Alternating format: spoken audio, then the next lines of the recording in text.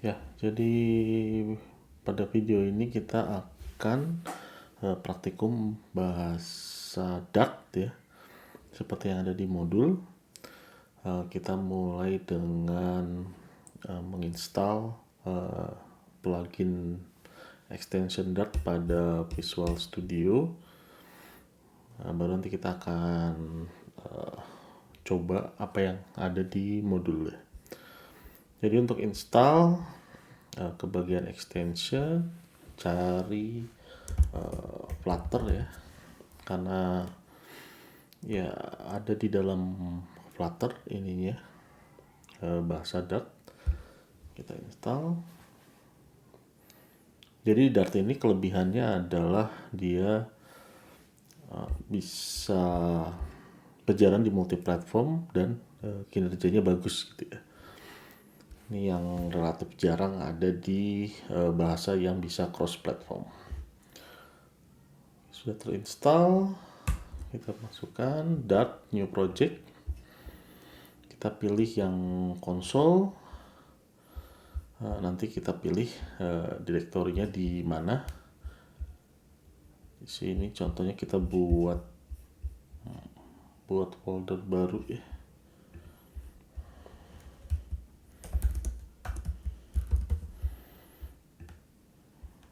Kita select, kita beri nama sesuai default saja Dart application 1.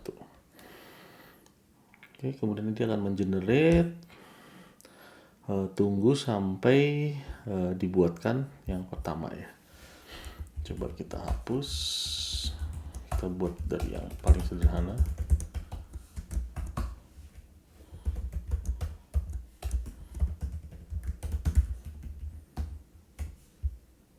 Coba kita jalankan bisa lewat ini ya, ada run, ada debug, atau bisa buat shortcut supaya lebih cepat.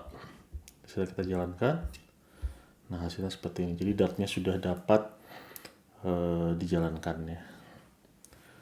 Oke, nanti kita lanjutkan dengan aspek-aspek standar dari bahasa Dart yang sangat mirip dengan C ya. Jadi bisa dilihat ini ada main, ada kemudian menggunakan titik koma ya. Ya, jadi sebelumnya kita sudah menginstal extension Flutter, kemudian kita sudah buat Hello World ya seperti biasa.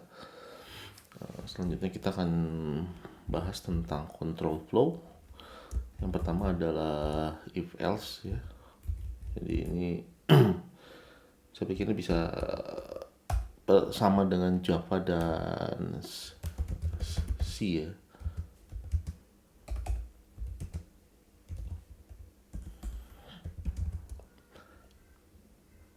Harus menggunakan kurung seperti Java.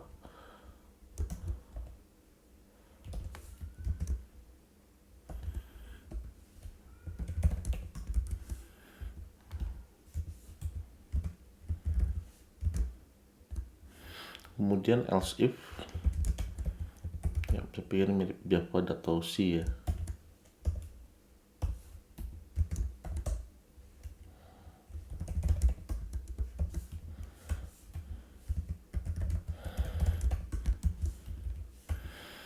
Jalankan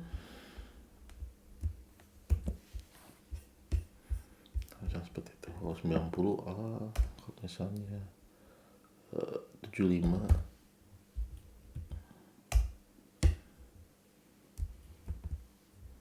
B, dan kalau misalnya di bawah 70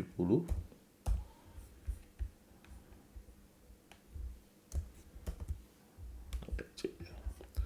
Jadi control flow if else nya mirip dengan Java ya. Kemudian untuk loop juga mirip dengan Java.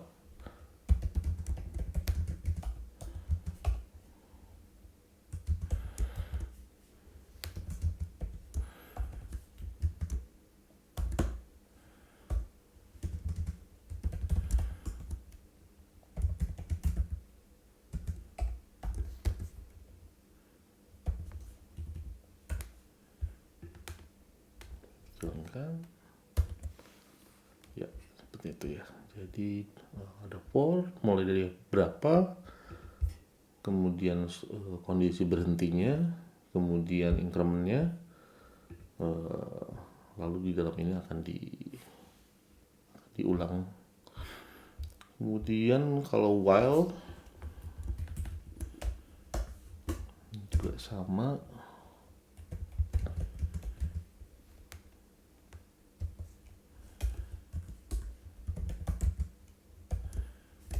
pakai kurung jangan lupa.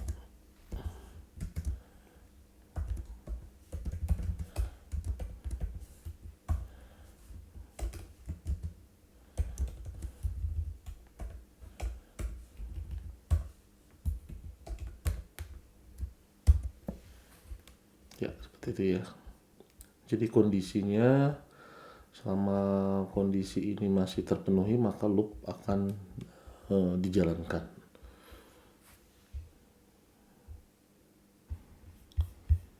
Ya, selanjutnya kita akan coba break dan continue di Dart ya.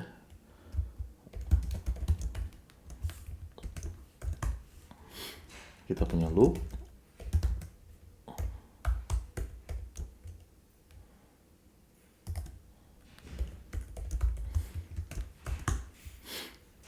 Lalu kita biasa print i. Nah, coba kita jalankan. Nah, ini print 0 sampai 4. Nah, kalau kita menggunakan break itu adalah dia akan keluar segera dari loop.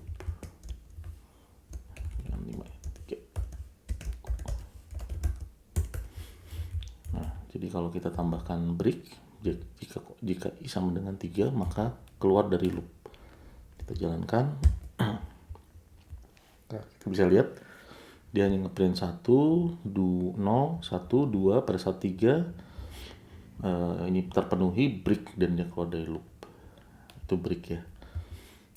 Sering digunakan misalnya kita daripada menggunakan while, kalau kita tahu misalnya kita loopnya berapa kali, lebih baik menggunakan break. Ini akan membuat kode lebih dibaca dibandingkan while.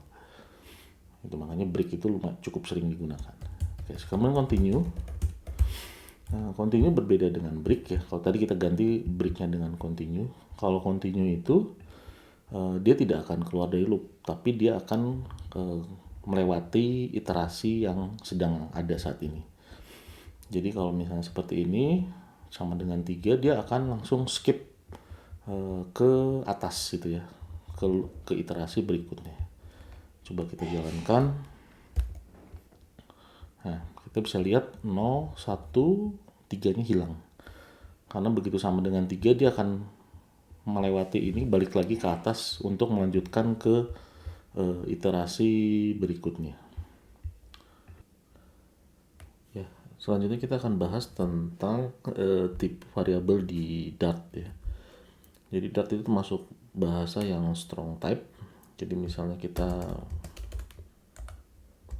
langsung menggunakan suatu variabel, ini akan menyebabkan error pada saat compile ya. Jadi tidak disebut x-nya harus didefinisikan. Seperti ini baru bisa jalan. Nah, ini kelebihannya adalah pendekatan ini kesalahan gara-gara variabel yang salah tipe itu dapat diminimalisir ya. Tapi juga nanti kita akan lihat bahwa berbeda dengan Java dan C, Dart juga menyediakan tipe variabel yang lebih fleksibel yang sekarang umum digunakan ya di bahasa-bahasa seperti JavaScript atau Python. Tipe standar dari Dart selain integer ada double untuk pecahan, kemudian juga string,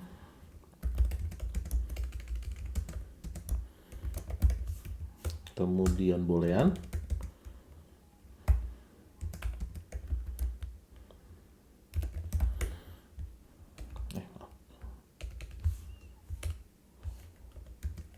bisa terisi true atau false. Ini ada warning bahwa variabelnya tidak digunakan. Jadi warning Karena biasanya kalau variabel itu tidak digunakan, ada potensi itu ada bug ya. Jadi sebaiknya dihindari. Kemudian ada tipe seperti list di Python ya, atau array di Java. Kita bisa deklarasikan menggunakan generic juga, sama dengan di Java ya. Kita bisa tentukan elemennya tipenya apa. Yes. Kemudian misalnya, nah seperti ini untuk deklarasinya. Kemudian dia juga ada map. Ini pasangan key dan value ya. Tapi biasanya tentu key-nya itu string yang biasanya, walaupun tidak harus.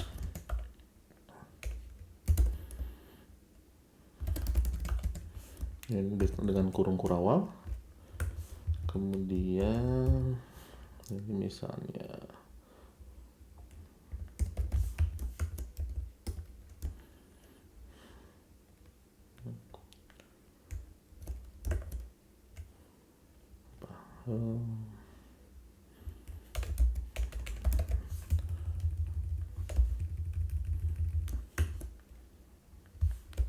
nah seperti ini.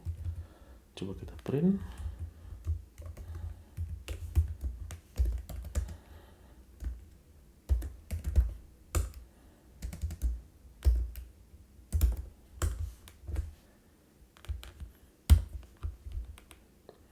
Nah seperti ini ya. Jadi ini bagusnya juga ya tadi, kalau misalnya kita salah di sini, tipenya salah, misalnya ini string, dia akan error bahwa ini harusnya integer, diisinya string ya. Kemungkinan kita salah memproses karena tipenya salah itu jadi berkurang drastis. Tetapi juga misalnya seperti ini, kita seringkali butuh, kalau ini anggap sebagai JSON ya, kita sering butuh yang fleksibel. Jadi misalnya nama di sini ya, nama, nah ini kan umum ya, kayak mix antara string dengan tipe-tipe yang lain. Nah, Dart menyediakan tipe dynamic ya. Jadi kalau kita deklarasikan ini sebagai dynamic, nah maka ini mirip variabel yang bisa bertipe apapun gitu ya. Jadi kalau dynamic,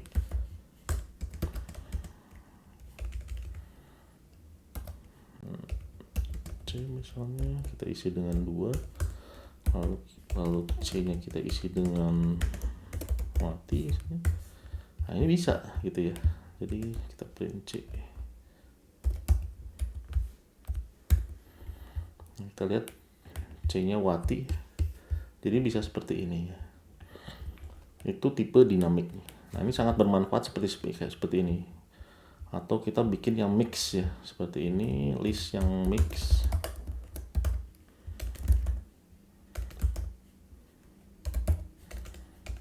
Nah kalau listnya mau dynamic, tidak perlu dideklarasikan. Jadi dia akan secara default akan tipenya dinamik ya.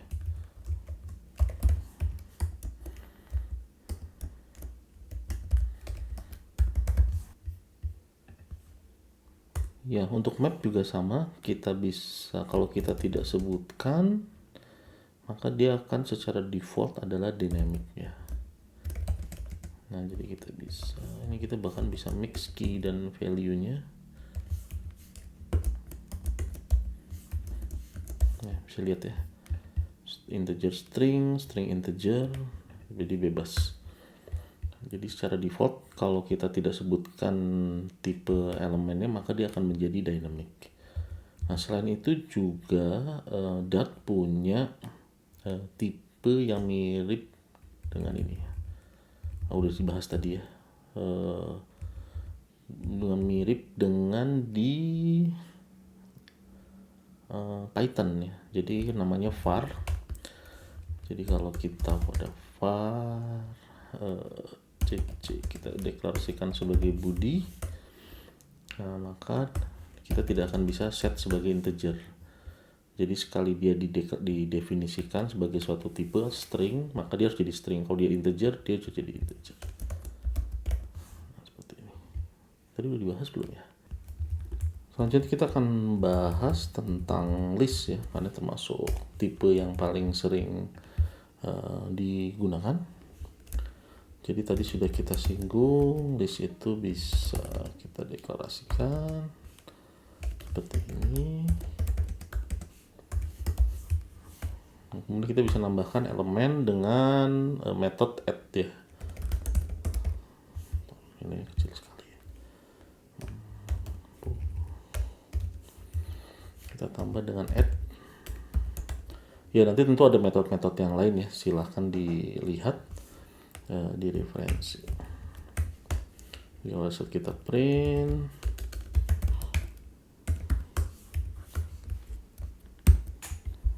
Nah, bisa dilihat 80, 90 ada tambahan 95 ya yang terakhir ini.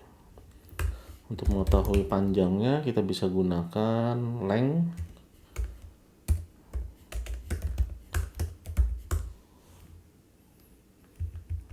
Tidak perlu pakai ini ya, titik kurung buka kurung tutup seperti di Java atau di Python. Nah ini panjangnya 3. Kemudian untuk loop ada for each, ada each-nya juga.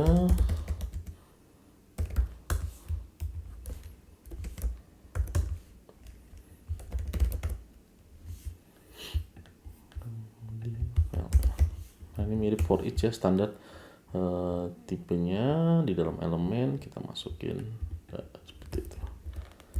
Kita jalankan, dia akan iterasi satu persatu. Ya tentu kalau misalnya list nilainya ini kita tidak definisikan integer, maka ini adalah tipenya dynamic ya. Lanjut, ada juga yang pakai method for each ya. List nilai for each. Nah ini elemen ini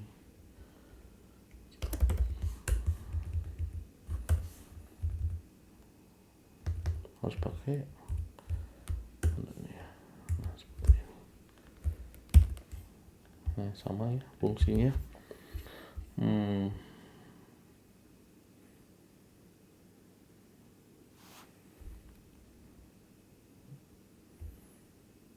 For each sprint. Oh ini bisa ya, kenapa ada warning ya?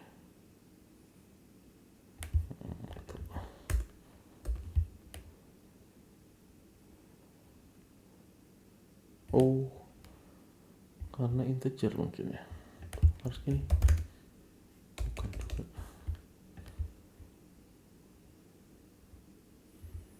Saya nggak tahu ini kenapa ada warningnya ya, warna biru ini. Ya nanti dilihat lagi. Kemudian ada kalau disingkat pakai ini ya, pakai row, pakai ini karena itu warningnya.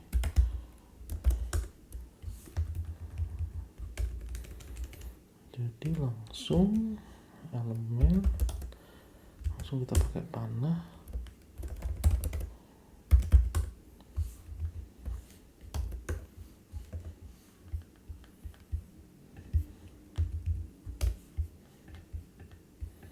Ini efeknya sama ya, jadi nanti akan dibahas lebih spesifik tentang yang panah ini ya, simbol panah sama dengan lebih besar. Tapi ini dia versi yang lebih ringkas ya daripada yang sebelumnya, karena nanti kita pakai Flutter itu banyak yang harus nested deklaratif UI. Jadi memang lebih disukai kalau sesingkat mungkin ya statement itu. Baik, kemudian map.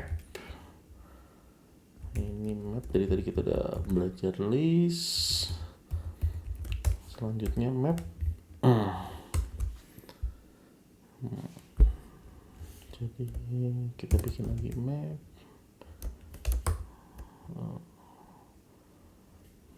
kalau bisa sih memang kita deklarasikan ya ininya.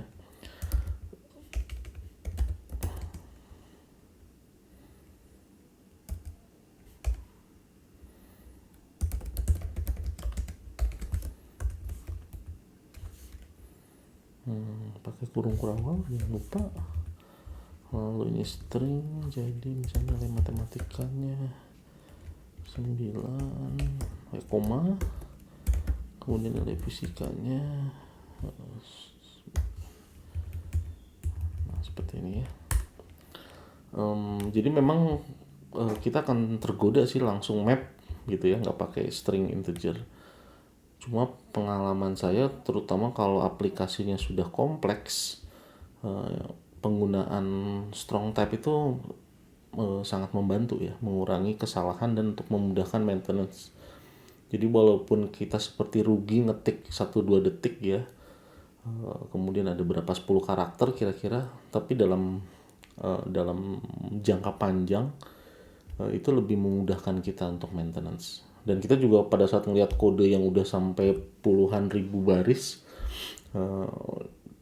dengan mengetahui tipenya dengan cepat itu akan membantu kita, oh ini variabelnya nih ngapain gitu ya, itu terbantu sekali. Sering saya di Python harus pakai ngeprint ini tipenya apa gitu untuk supaya lebih jelas pada saat runtime. Oke, ini sudah ada, coba kita print ya.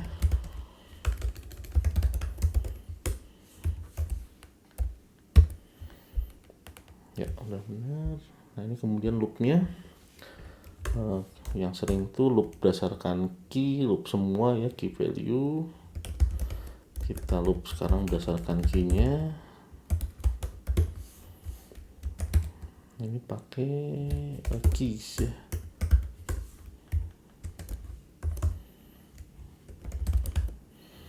Print matplotlib. Ini matplotlibnya akan berisi, nah bisa lihat matematik, fisika ya yang di loop ya, karena kita hanya dari key-nya aja. Nah kalau kita mau mengakses, itunya ya pakai ya sebelumnya saya belum bahas ya tentang di map yang model kayak gini aksesnya. Map nilai kita bisa pakai kayak array ya. Map nilai matplotlib, kita bisa print nilainya, bisa disingkat satu baris ya. Nah ini kita bisa lihat matematika 8, fisika 9 ya. Jadi untuk mengakses kalau key value pakai ini key-nya. Untuk value-nya tentu saja kita bisa pakai yang sintaks mirip dengan di Python ya. Jadi kita masukin indeksnya. Jadi indeksnya nggak harus angka ya, nggak harus integer, tapi bisa juga indeksnya adalah mata pelajaran. Jadi contohnya di sini misalnya kita bisa nilai langsung fish gitu, bisa gitu ya.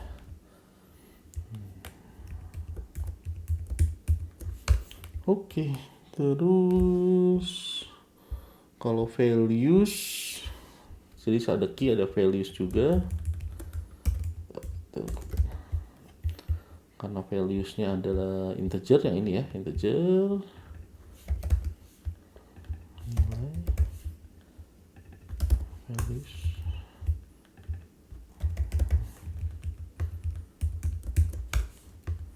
Coba jalankan. Nah ini kan yang keluar hanya nilainya aja 8 dan 9 yang bawah ini. Mungkin perlu dikasih garis ya biar jelas. Nah ini kasih. Jadi ini 8, 9 ya. Karena hanya value saja. Jadi ada key aja, ada value saja. Ada juga for each.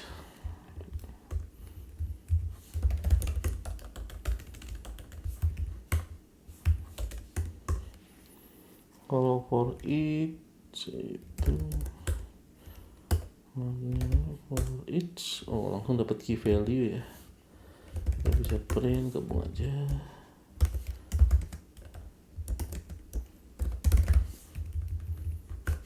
Oke, jadi for each langsung parameternya key value, print key value. Apa itu titik koma ya? Oke, seperti ini. Kita lihat terakhir matematik 8, fisika 9 ya. Nah, ini langsung dapat key dan value. Mungkin ini lebih praktis ya dibandingkan dengan yang ini ya. Kalau yang ini kan kita dapat key-nya baru kita dapat value. Kalau ini langsung kita dapat key dan value sekaligus. Ya saya pikir lebih praktis.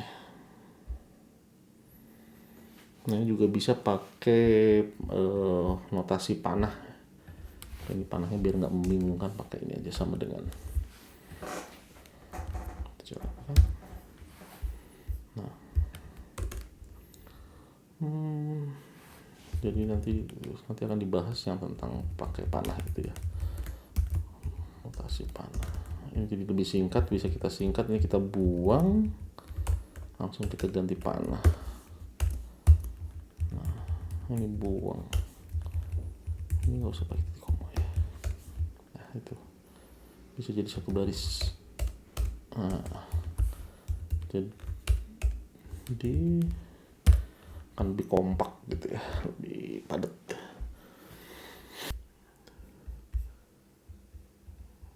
Ya, selanjutnya kita akan bahas tentang list ya. Kita akan bahas tentang map dan where ya. Jadi ini pemetaan dari satu list ke list yang lain. Jadi bedakan antara map yang ini, map method ya, dengan mapnya tipe data. Jadi ini beda. Kemudian satu lagi where. Fungsinya sama untuk membuat satu list dari list yang lain. Kalau yang map dengan fungsi pemetaan, sedangkan kalau where itu mirip seperti filter ya. Kita coba, kita punya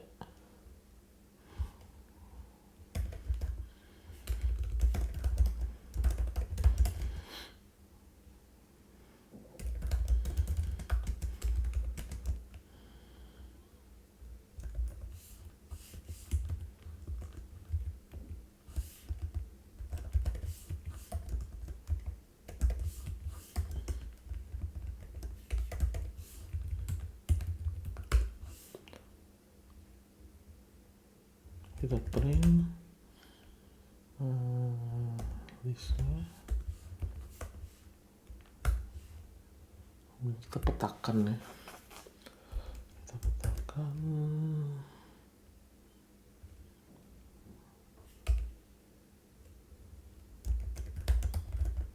di sana.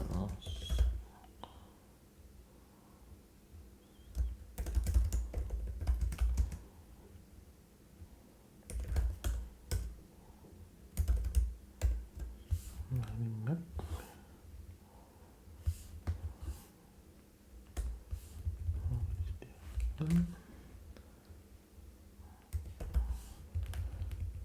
Jadi di sini kita tidak peduli urutan ya. Pokoknya kita definisikan kondisinya mau dipetakannya seperti apa. Jadi MHS itu akan berisi elemen dari list nama ya.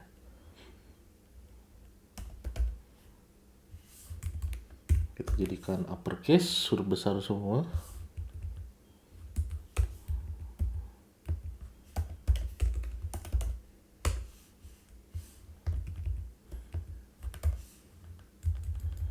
Nah ini kita bisa lihat ya. Jadi kalau di Dart itu bisa koma ini bisa seperti ini ya. Jadi tidak perlu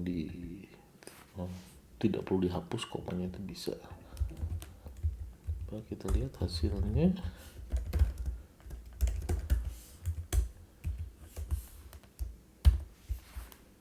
Ya sepertinya huruf besar semua. Oke, jadi sekali lagi ini kita punya suatu variabel yang sumbernya dari list yang sebelumnya. Ini ada campur huruf besar huruf kecil, lalu kita pakai metode map. Sekali lagi ini mapnya beda dengan map di maps key value ya. Kemudian map ini parameternya adalah function ya. Nah, ini kita passing function. Ini function yang tidak bernama ya. Kemudian kita menggunakan panah. Ini artinya kita tidak perlu pakai return seperti itu, bisa langsung sederhana. Ini parameternya ada elemen, kemudian kita uppercase. Jadi bisa dilihat di map ini kita nggak peduli ada sequence urutannya loop dari elemen pertama sampai elemen terakhir ya. Yang perlu kita definisikan mirip kayak di SQL. Kita definisikan bahwa kita ingin agar si elemennya dijadikan uppercase. Nah, saya pikir kelebihan dari map seperti itu. Kemudian perlu kita jadikan tulis karena kalau tidak salah ini hasilnya adalah iterable ya. Hasilnya adalah iterable, bukan list, sehingga perlu kita konversi jadi tulis. Nah, saya nggak tahu, belum dicoba masalah kinerjanya dengan cara yang biasa ya. Tapi dugaan saya sih bisa lebih cepat ya, karena di sini kita bisa tidak perlu peduli dengan urutan itu bakalan mempercepat proses gitu ya. Tapi memang perlu dicek dengan cara yang dengan beberapa cara itu mana yang paling cepat. Oke, kemudian where ya. Jadi kalau where itu bisa.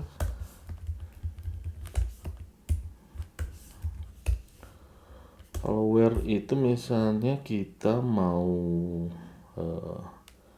yang hanya mengandung suatu karakter tertentu ya, di misalnya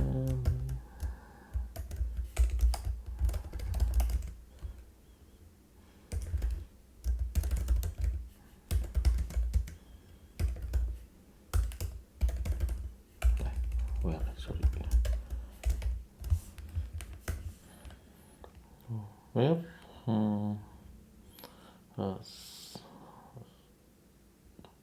dia sama ya, tapi dia kondisional. Jadi ekspresi boolean yang dihasilkan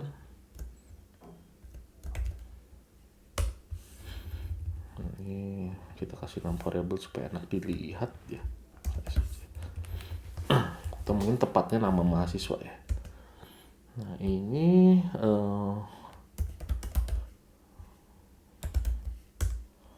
contents itu misalnya di hanya mengandung kata-kata di.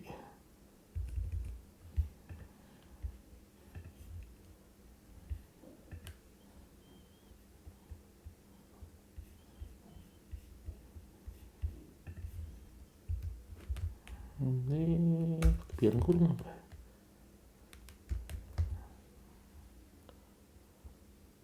Where errornya apa?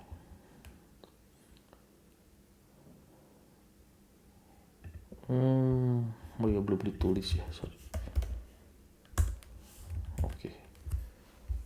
Nah itu enaknya pakai tipe, jadi errornya kelihatannya pas kita lagi, bahkan kita lagi coding ya. Sebenarnya karena dia ada fitur hot reload, jadi proses compile-nya cepat sekali. Pada saat kita ngetik dia langsung compile. Coba kita lihat filternya. Nah ini karena yang kita pengennya ada kata-kata di, Budi, Rudi, Yudi gitu ya, yang pakai kata-kata di. Kemudian kita bisa kombinasikan tentu saja antara map dengan where ya. Jadi lebih ya kalian bayangin kalau kita tanpa ini ya, tanpa map sama where, itu berarti prosesnya kan kita harus loop, lalu kita di dalam loop itu baru kita proses, lalu kita append ke list yang baru kan. Itu kalau dengan cara yang biasa. Nah, tapi saya pikir ini bisa lebih ringkas ya. Jadi kita buat yang baru,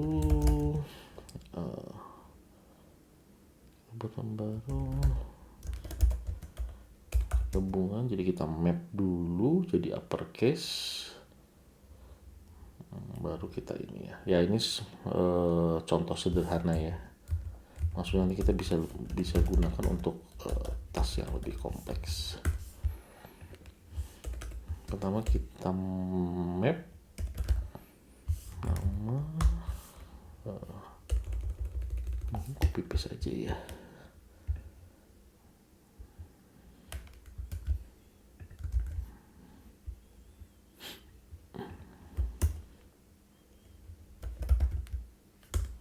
Nah ini bisa, ternyata tidak perlu jadi ini ya.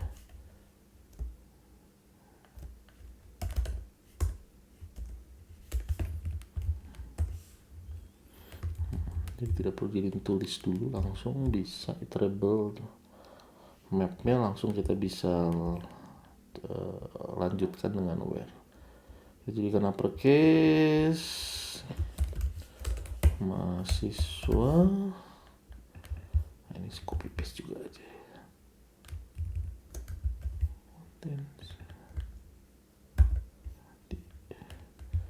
Kemudian tulis jadi chaining ya, dotnya dotnya the list. Tentu saja karena sudah di upper harus pakai D. Kita print hasilnya.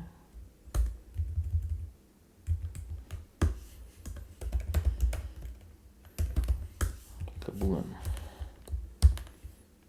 Ya ini yang terakhir ya, Budi. Kenapa 2? Karena ini ada satu Budi yang huruf kecil semua sama Budi yang huruf B-nya besar ya. Setelah kita uppercase maka dia jadi Budi dan ketangkep semua. Nah, ini bayangkan kalau misalnya tidak kita uppercase, misalnya satu U-nya besar, I-nya kecil, itu nanti D-nya besar, I-nya kecil, misalnya nggak akan ketangkep jadinya ya. Jadi biasanya kalau untuk search string itu kita jadikan upper atau lowercase.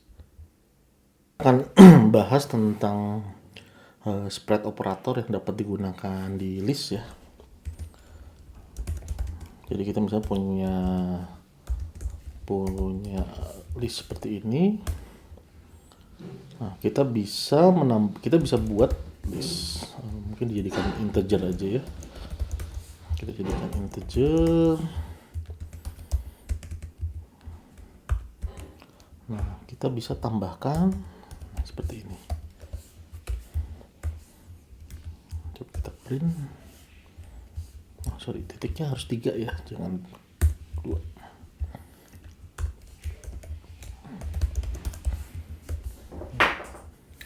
Coba dijalankan. Nah, ini bisa lihat ya. Jadi bagaimana cara menambahkan satu list ke list yang lain.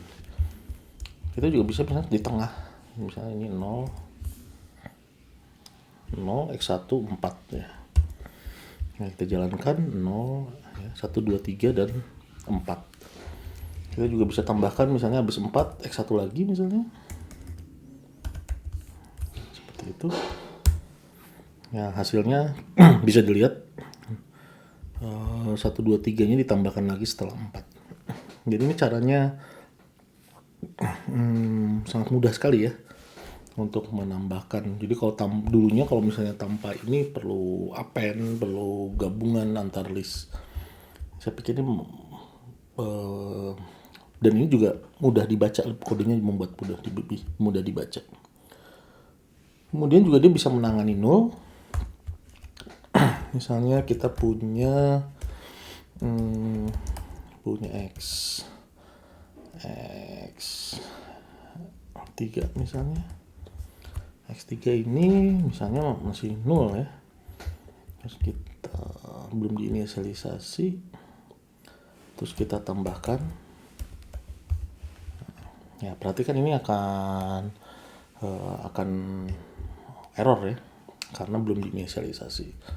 Nah, kita bisa tambahkan di sini tanda tanya, artinya bisa 0. Kemudian di sininya kita setelah titik 3 kita kasih tanda tanya. Artinya kalau misalnya 0 ini tidak akan diproses. Coba kita jalankan. Nah, kita bisa lihat X1 0 1 2 3 4 1 2 3. Karena X3-nya kosong, maka kosong. Misalnya X3-nya berisi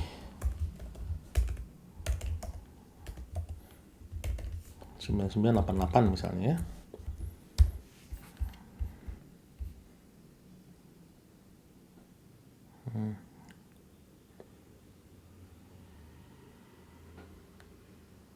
Ada peringatan.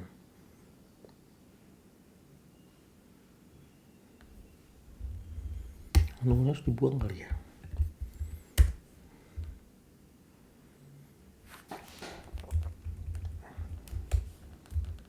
Ya, nolnya harus dibuang karena sudah terisi ya. Tapi ini warning, kalaupun ada nggak apa-apa ya. Bisa nol. Kalau saya buang, kan? Ini. Jadi kayaknya sepertinya kalau dia ada potensi untuk terisi, nah maka dia akan ada warning. Jadi nggak perlu lagi pakai tanda tanya. Jadi dia ngasih tahu seperti itu. Ya bagus juga sih, saya pikir. Jadi benar-benar hanya digunakan kalau sangat diperlukan tanda tanya ini. Usahakan jangan. Artinya memastikan bahwa tidak ada kemungkinan X3 ini berisi nol. Kalau ini kan kita suka nanti kalau misalnya kita ada tanda tanya ada nol ada atau nggak ada nol, ya biarin aja. Kadang-kadang itu bisa jadi bug ya. Seharusnya ada nilai, tapi karena dikasih tanda seperti ini, dia tidak akan error. Pas runtime juga tidak akan error, tapi nilainya bisa kosong, nggak terisi gitu ya. Padahal kita niatnya memang harus ada misalnya. Jadi bisa merupakan bug. Oke, kita lanjutkan sekarang dengan collection ya. Collection if, collection for. Ini juga sama untuk pengisian dari list ya. Ya, mungkin akan mengingatkan pada map ya. Kita kembali, kini kita punya X1. Nah, kita bisa bikin X2 ini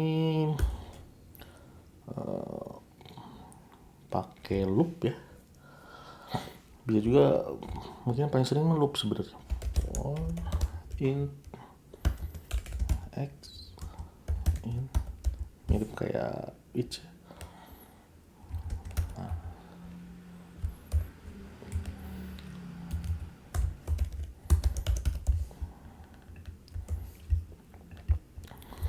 Jadi di sini kita isi X2, ini ada tanda kurung siku ya.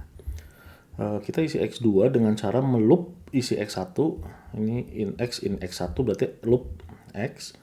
Kemudian keluarkan nih outputnya di sini, ini outputnya X. Jadi kalau kita jalankan, isi dari X2 adalah sama dengan X1. Nah ini kita bisa proses ya. X-nya misalnya mau kita kali 4 misalnya. Berarti nanti hasilnya adalah ini dikali 4, 2 dikali 4, 3 dikali 4 ya. Nah, hasilnya 4, 8, dan 12. Nah, ini kita bisa kombinasikan dengan udah ada misalnya komponen yang udah ada misalnya 0 gitu ya. 1. Nanti depannya ada 01. Nah, kita bisa kombinasikan juga dengan titik-titik yang tadi, spread operator ya. Tambahin X1, hasilnya ini. Ini sangat fleksibel ya.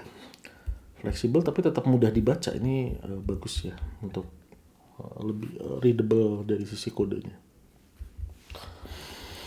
Kemudian ada if.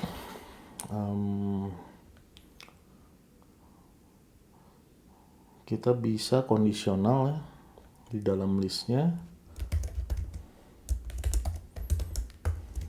X3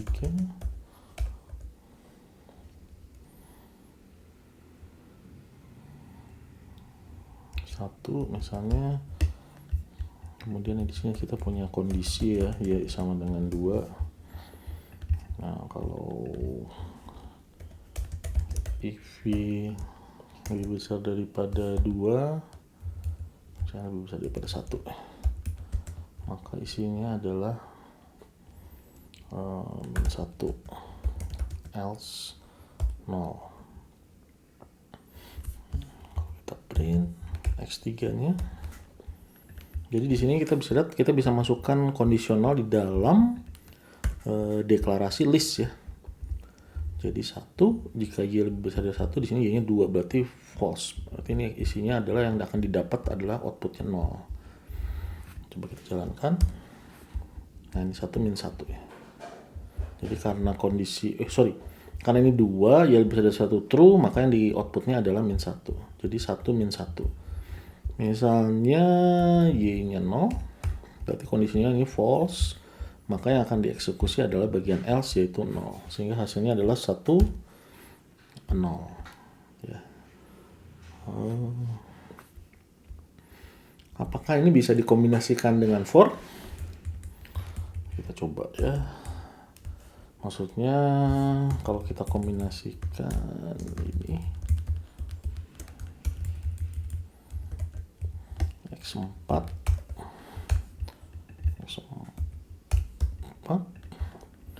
for ini sama dengan ini, bisa nggak ini? If X lebih besar sama dengan 2, maka 0 else X kali 2 misalnya. Nah ini bisa ya ternyata ya. Jadi kita bisa mengkombinasikan antara for dengan if ya. Jadi kalau di sini kita baca, kita loop dulu x-nya nanti akan dilempar ke statement berikut ini. Lalu akan dicek, kalau dia lebih besar sama dengan 2, akan diisi dengan 0. Kalau enggak, x kali 4. Kalau kita jalankan, ini akan loop dari 1, 2, 3 ya. Ini supaya nggak membingungkan, saya buang aja yang depannya. 1, 2, 3. 1, x-nya berisi 1, lempar ke sini. 1 lebih besar dari 2, false, maka yang akan dikasih ini. Jadi 1 kali 2, 2 ya. Berikutnya 2, lempar ke sini, 2 ke sini, 2 lebih besar sama dengan 2, true, maka ini akan 0. 3 lebih besar sama dengan 2, true, maka 0. Jadi hasilnya harusnya 200 ya. Kita jalankan, nah ya hasilnya 200. Nah, jadi kita bisa mengkombinasikan antara loop, terus di dalamnya ada else. Ya, ini akan lebih kompak ya. Biasanya kalau tanpa ini Anda bayangkan perlu buat loop, di dalamnya ada if, kemudian baru append gitu ya. Dengan cara ini kita bisa selesaikan dalam satu baris. Mirip seperti list comprehension di Python.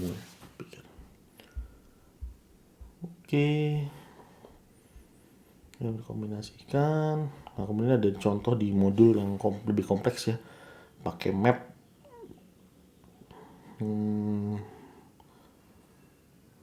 Pegawai. Dia loop.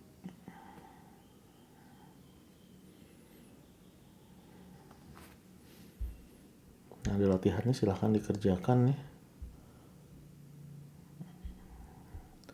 Kalau ada masalah dengan latihan bisa kontak saya ya. Ini kita bisa menggunakan list map ya. Coba ini mungkin kita bahas yang contoh yang pakai gaji pegawai itu, supaya bisa dijelaskan. Jadi kita punya list, di dalam listnya itu adalah tipenya adalah map, yang tipenya adalah string dan dynamic ya, supaya bisa jadi bisa nested seperti ini. Kemudian pegawai di dalamnya dua orang pegawai, nama, misalnya gaji dalam juta, 5 juta. Wati. Saya selalu menggunakan Budi dan Wati karena itu adalah waktu pertama kali belajar baca waktu SD itu kan kita dapatnya dua contohnya selalu Budi dan Wati ya. Tidak tahu kalau sekarang, jadi bukan ini kalau ada yang namanya sama itu karena kebetulan ya. Gajinya 10. Nah, seperti ini langsung dirapikan.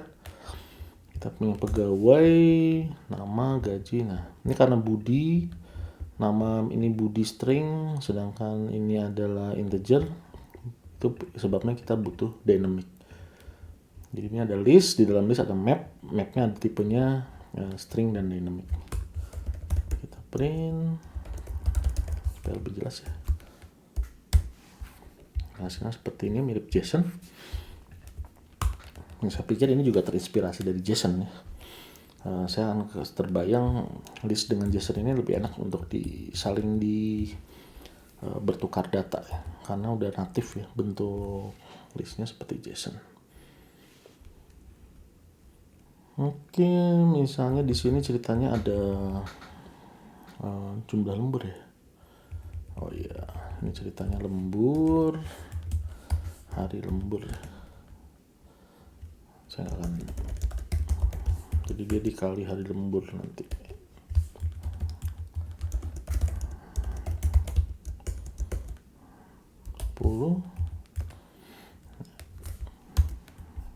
Ya, ada hari lembur. Kita mau menghitung pendapatan ya. Pendapatan itu gaji plus dia lemburnya kan. Kita buat list baru. Ini sama ya.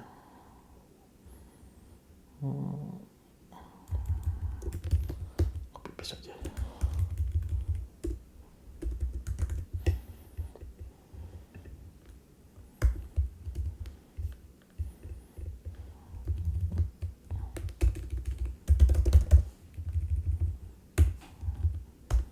Oke, di dalamnya kita akan generate. Kita pertama loop for map. Bedakan ya, ini map. Sekali lagi ini map struktur data ya, bukan map metode yang untuk memetakan dari satu list ke yang list lain. Dynamic pegawai.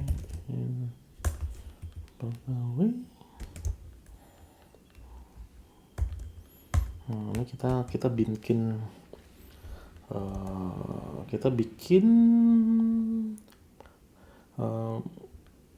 list map ya. Jadi list di dalamnya adalah map. Coba kita yang nama dulu. Ingat kalau di map kita pakainya langsung bisa pakai indeks seperti ini. Nah, coba tes dulu satu.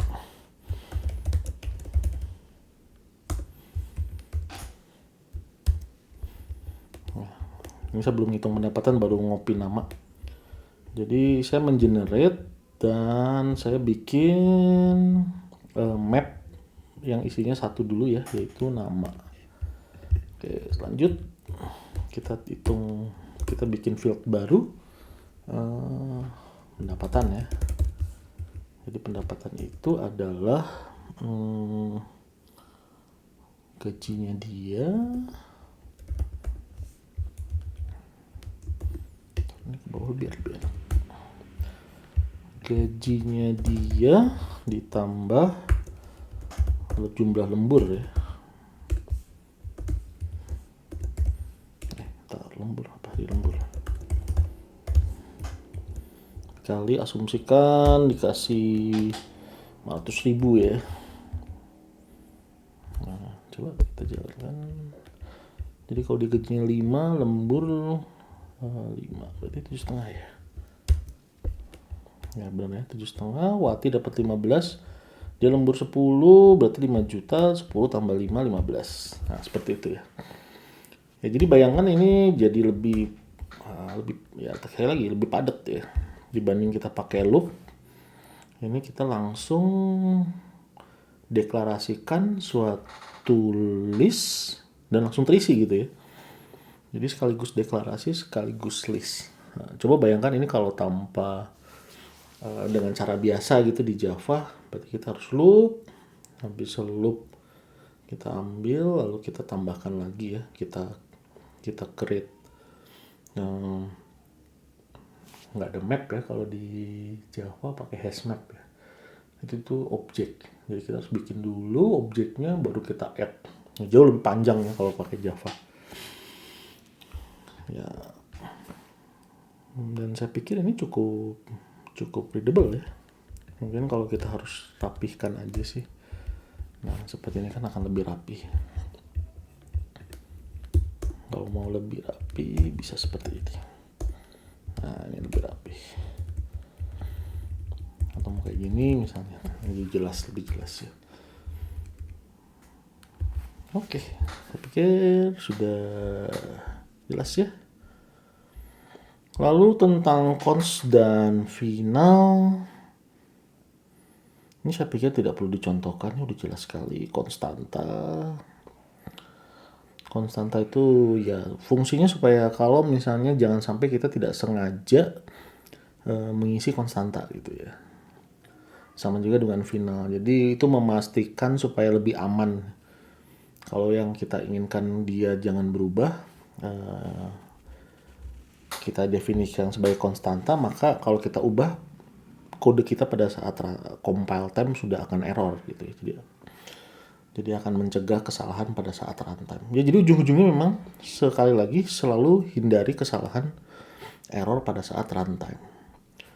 Lalu enum ini juga untuk memperjelas, jadi kita bikin tipe variabel baru, terus supaya lebih jelas lah ya. Contohnya di sini mahasiswa 1, mahasiswa 2, mahasiswa 3. Oke, saya pikir tidak perlu dibuat contoh. Kemudian null safety ini perlu ya kayaknya, karena ini salah satu fitur yang penting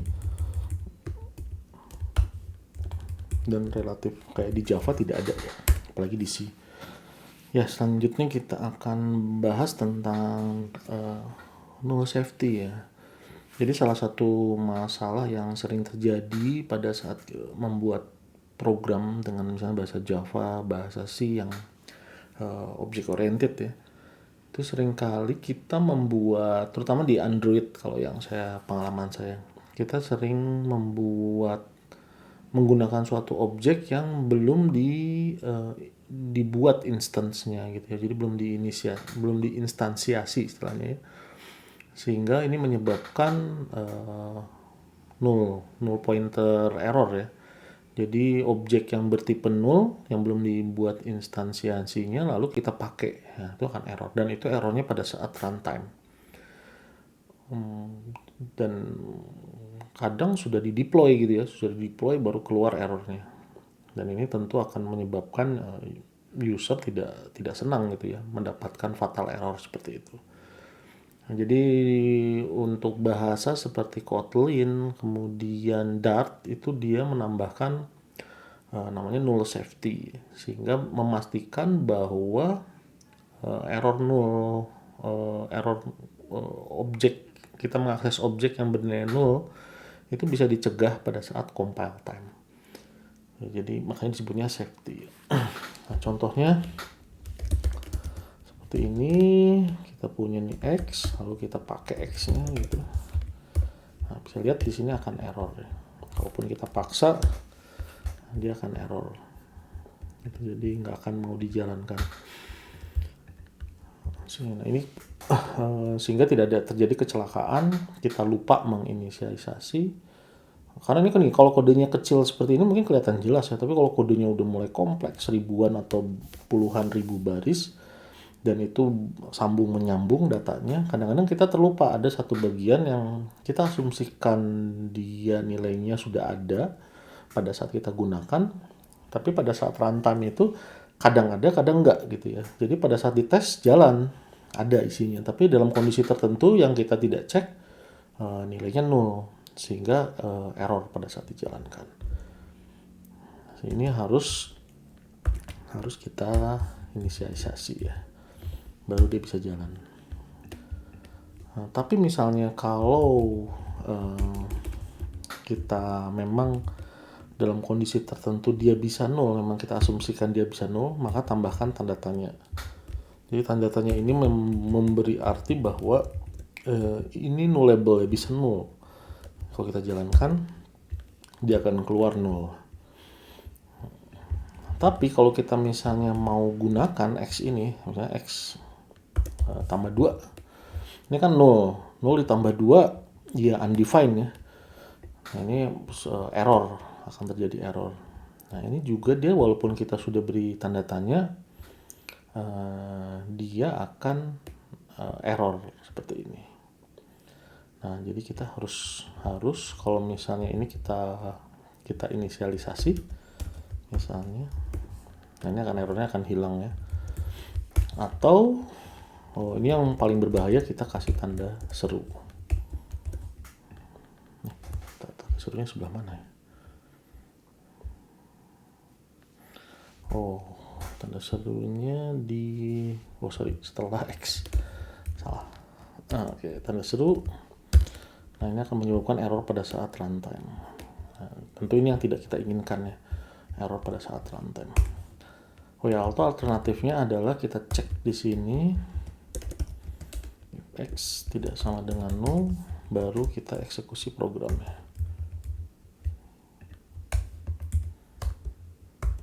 Nah, seperti ini bisa jalan. Ini kosong.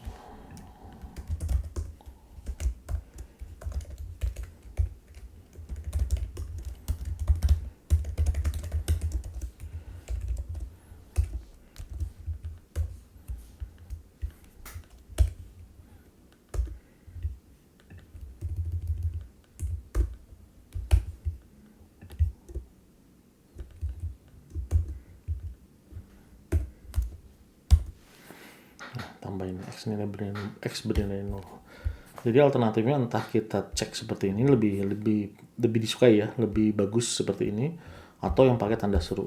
Tapi tanda seru itu benar-benar gunakan kalau situasinya memang mengharuskan seperti itu. Jadi ya upaya terakhir lah ya, jangan dipakai kecuali memang benar-benar diperlukan.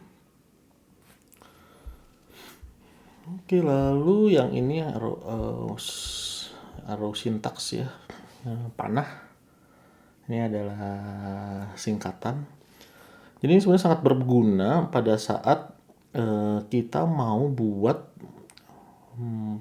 passing fungsi tapi yang tidak bernama gitu ya. Ini akan sering ya. Kemarin kita udah coba yang map ya. Dalam contoh-contoh sebelumnya, bagaimana map dan where itu parameternya adalah fungsi gitu ya. Jadi di Dart itu kita bisa passing fungsi sebagai parameter gitu ya. Ini saya pikir contoh yang lebih jelas yang ini. Jadi kita punya metode, kita punya fungsi yang menerima fungsi gitu ya. Jadi ini proses, inputnya adalah fungsi. Nah nanti baru kita bisa eksekusi fungsi itu gitu ya.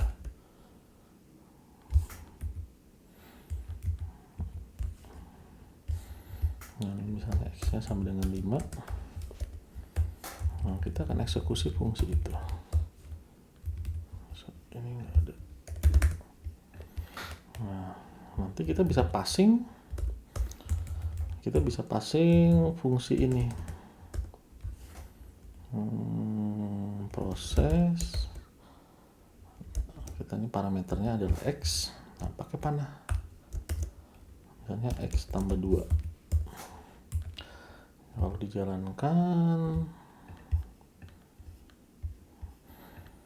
dijalankan nih X tambah 2, X sama dengan 5 berarti harusnya 7 ya. Nah seperti itu.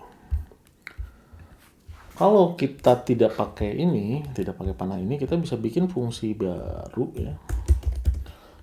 Misalnya tambah 2 gitu ya.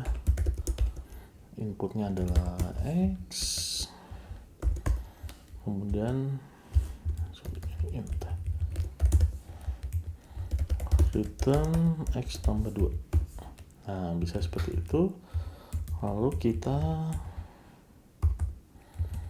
passing, proses passing tambah 2.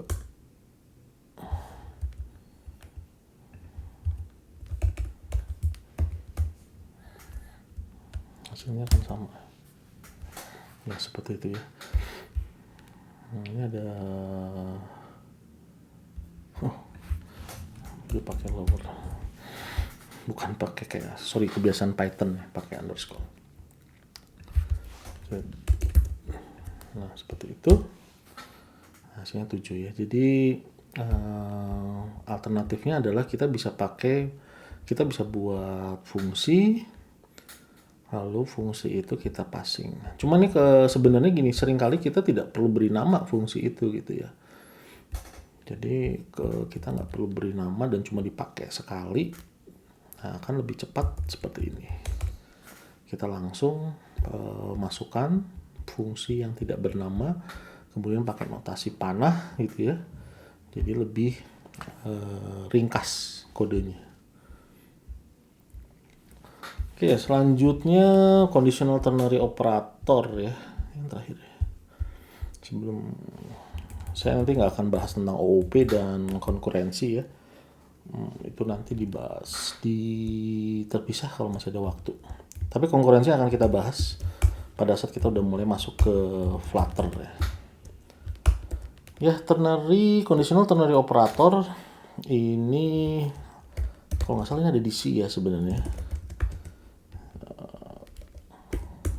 Kita bisa pakai kondisinya jika ini sama dengan 0, jika true benar, else nya pakai titik 2, salah, kayak gitu ya, berarti salah ya. Kalau kita isi dengan 5, kita jalankan, maka hasilnya benar ya. Jadi jika ini true, maka ini akan dikerjakan. Jika false, maka ini yang akan dikerjakan. Nah, ini bermanfaat untuk operator untuk row syntax ya. Jadi kita coba kembali ke contoh yang sebelumnya. Contoh yang sebelumnya yang pakai row nggak ya? Nah ini ya. Taruh di sini. Ini kan contoh sebelumnya ya. Kita pakai row, kita passing fungsi yang anonim x tambah 2. Kita masukkan, kita passing ke sini fungsinya x sama dengan 5, kemudian ini fungsinya dimasukkan 5 tambah 2 sama dengan 7. Misalnya kita ingin agar kalau x sama dengan tertentu baru diproses misalnya ya. Jadi misalnya ini if x lebih besar sama dengan 5, baru lakukan ini gitu misalnya ya, else sampai kasih x. Nah ini nggak bisa gitu ya. Kita bisa lihat ini nggak mau kalau kita pakai operator arrow, pakai if else yang biasa. Nah ini kita bisa menggunakan ternary ini lagi ya. Jadi kondisi if x sama dengan 5, x tambah 2, else pakai titik 2. Nah, seperti ini. Jika x lebih besar daripada 5, x tambah 2 supaya kurung ya.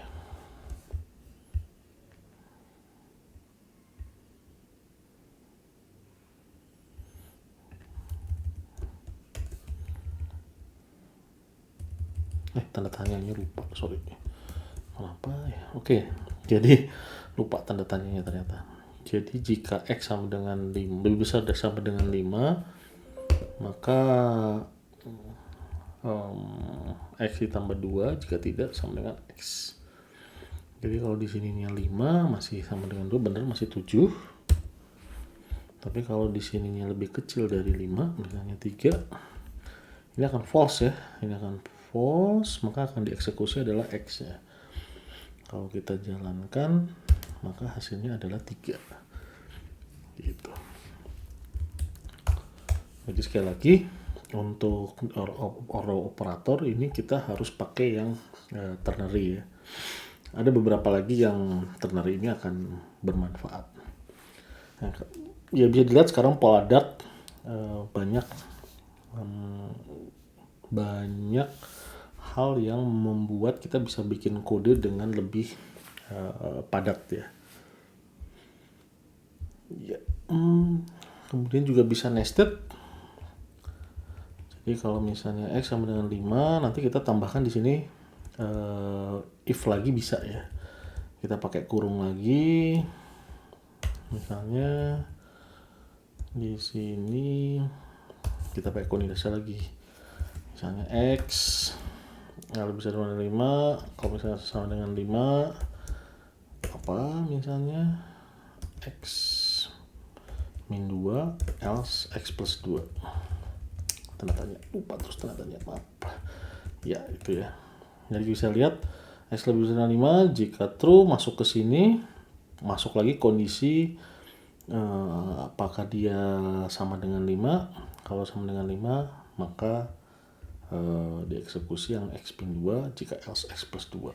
Coba ya sama dengan 5. Kalau sama dengan 6 berarti 8 sama dengan 6 true, pindah ke sini 6 lebih sama dengan 5 false, berarti yang dikerjakan x tambah 2 yaitu 8. Tapi kalau kita sama dengan 5 jalankan maka dia akan 3. Kenapa? Ini true, loncat ke sini sama dengan 5 true, maka x min 2 karena x nya adalah 5 kurangi 2 sama dengan 3 ya. Bisa nested sampai sepuasnya, cuma saya pikir kalau terlalu banyak juga jadi programnya tidak bisa terbaca ya. Oke, jadi kita perlu keseimbangan antara kekompakan dari kode dengan keterbacaannya gitu. Semakin padat ada kemungkinan semakin sulit dibaca. Jadi keterbacaan itu tetap harus jadi prioritas. Ya, ini tentang conditional ternary operator ya. Ada latihan-latihan, silahkan dikerjakan di modul ya. Ya, saya pikir sudah cukup untuk dasar-dasar Dart. Tentu ini bukan penjelasan yang lengkap tentang bahasa Dart, hanya bagian-bagian yang paling penting, dan ini juga diasumsikan pembaca modul atau penonton video ini sudah mengenal dasar-dasar pemrograman, bisa dengan C atau Python. Selanjutnya kita nanti mulai masuk ke Flutter-nya ya. Oke, demikian.